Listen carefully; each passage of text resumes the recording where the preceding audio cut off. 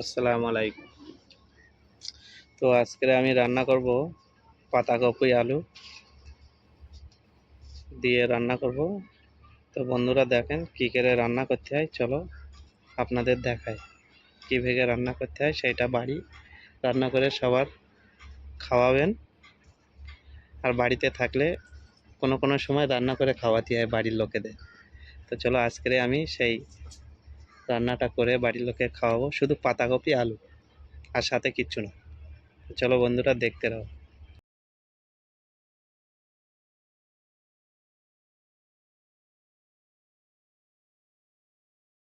তো আজকে বানাবো আমি, এই যে আমার পেঁয়াজ কাটা হয়ে গেছে, আর আজকে বানাবো কপি আর আলু। তো আমি তেল কড়াই ঢেলে দিয়েছি, তো তেলটা গরম হয়ে গেছে, এবারে দেবো পেঁয়াজ। পেঁয়াজ ঢেলে দিলাম।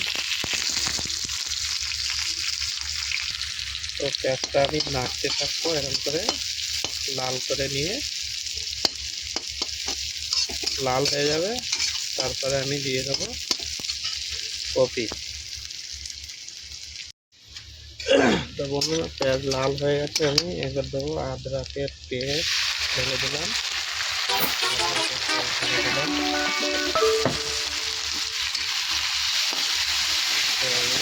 আমি এখন এটা নেড়ে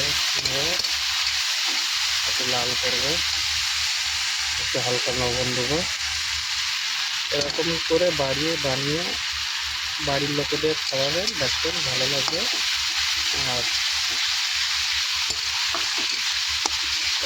সব দিকে বাড়ির লোকের হেল্প হবে, আর যেহেতু বানিয়ে বাড়ির ফ্যামিলিদের খাবার।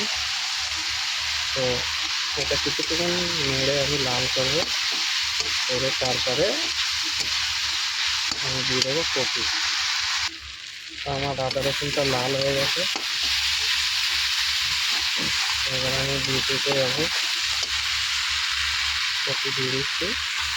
কপি এরকম অল্প করে দিয়ে একটু নেড়ে চলে যাবে, মশলাটা ধরে লেগে যাবে।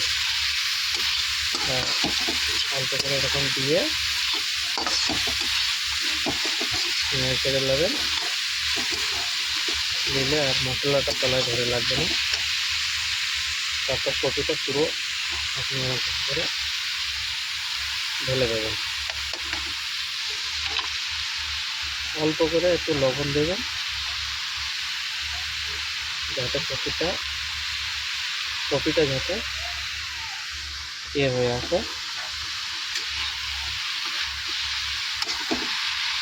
একটু নাড়বেন 5 মিনিট 6 মিনিট। আমরা দেখো বেটা ছেলেরা সবাই ফাঁকাই থাকি, কাজে থাকি, সেদিনকে রান্না করতে পারি না। তো যখন বাড়ি থাকবেন তখন ফ্যামিলির একটু হেল্প করবেন। প্রত্যেকটা এটা 10 মিনিট ঢেকে দেবেন।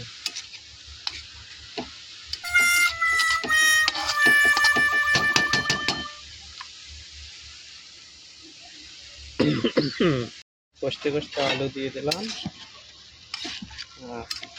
আলু দিয়ে একটু নেড়ে দেবো।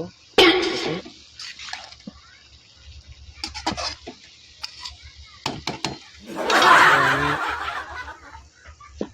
অল্প কিছুটা হলুদ দেবো,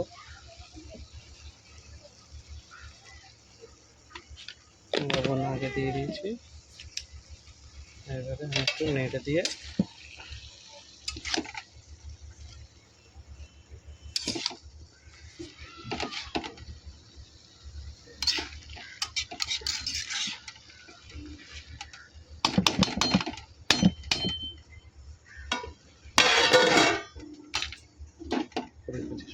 জন্য ঢেকে দিলাম। ফাইনালি তরকারি আমার হয়ে গেছে, এবার লাভিয়ে নেবো। নেড়ে দিচ্ছি, নেড়ে দিয়ে এবার লাভিয়ে নেবো বন্ধুরা।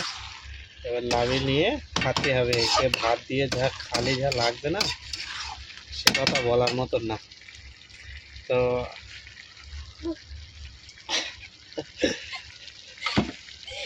তরকারি হয়ে নামিয়ে নিতে হবে এবার। তো বন্ধুরা আরও কাজ আছে আমার, সেই কাজগুলো করতে হবে। তো নামিয়ে নিচ্ছি তরকারিটা।